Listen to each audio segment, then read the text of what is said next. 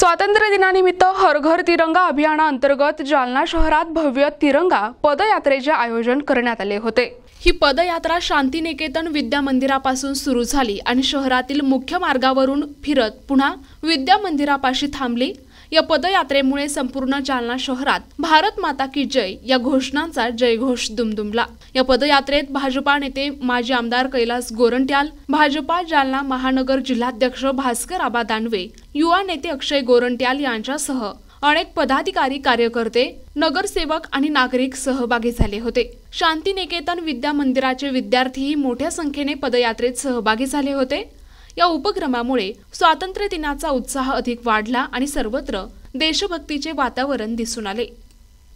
काय रॅली होती बघा, देशाचे पंतप्रधान आदरणीय नरेंद्रजी मोदी यांची संकल्पना होती की 15 ऑगस्टला प्रत्येकाने आपल्या घरावर तिरंगा झेंडा फडकायचा।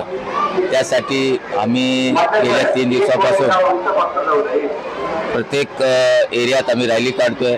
विद्यार्थ्यांसोबत, भारतीय जनता पार्टीच्या पदाधिकाऱ्यांसोबत एक रॅली काढून जनजागृतीचं काम करतोय आणि हा आज आमचा दुसरा दिवस आहे। काल आम्ही रामनगर सर्कलमध्ये केलं, आज या सर्कलमध्ये केलं, काल शिवाजी पुतळा आणि गांधी चमनवर 2 वेगवेगळे होणार आहे आणि लोकांमध्ये जनजागृती झाली पाहिजे या निमित्ताने आम्ही रॅली काढतो। आपण रॅलीचं काय नियोजन आहे, किती दिवस निघणार आहे, कशा प्रकारे? आपल्या देशाचे प्रधानमंत्री सन्माननीय नरेंद्रजी मोदी साहेब, आपल्या राज्याचे मुख्यमंत्री देवेंद्रजी फडणवीस साहेब, भारतीय जनता पार्टीचे प्रदेशाचे अध्यक्ष रवींद्रदादा चव्हाण साहेब यांच्या मार्गदर्शनामध्ये आणि आपल्या भारत देशाचे माजी मंत्री रावसाहेब पाटील दानवे यांच्या नेतृत्वामध्ये आम्ही जालना जिल्ह्यामध्ये 3 दिवस तिरंगा रॅली काढणार आहे।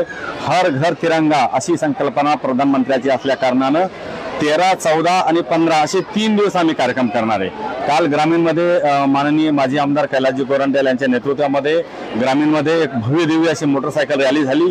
आज सकाळी शांतिनिकेतनमधून ही रॅली निघाली, तिरंगा रॅली। उद्या छत्रपती शिवाजी महाराजांच्या पुतळ्यापासून आणि दुपारून महात्मा गांधी चमन या ठिकाणून या ठिकाणी तिरंगा रॅली निघणार आहे आणि म्हणून ही तिरंगा रॅली भारतीय जनता पक्षाच्या वतीनं या ठिकाणी निघालेली आहे। संपूर्ण नागरिकांनी यामध्ये सहभाग नोंदवावा आणि आज ज्या पद्धतीनं लोक या ठिकाणी जमले आणि आपल्या देशाचा अभिमान आहे तिरंगा ध्वज, म्हणून प्रत्येक घराघरामध्ये हा मेसेज जाण्यासाठी देशाच्या प्रधानमंत्र्यांनी हा एक अभिनव असा उपक्रम या ठिकाणी राबवला आणि काल, आज आणि उद्या या कार्यक्रमाचा समारोप त्या ठिकाणी होईल। आणि मी सर्व भारतीय जनता पार्टीच्या पदाधिकाऱ्यांना आणि जालनावासीय सर्व नागरिकांना नम्र विनंती करतो की उद्या सुद्धा आपण मोठ्या प्रमाणामध्ये या तिरंगा रॅलीमध्ये सहभाग नोंदवावा। NTV news Marathi, Jalna.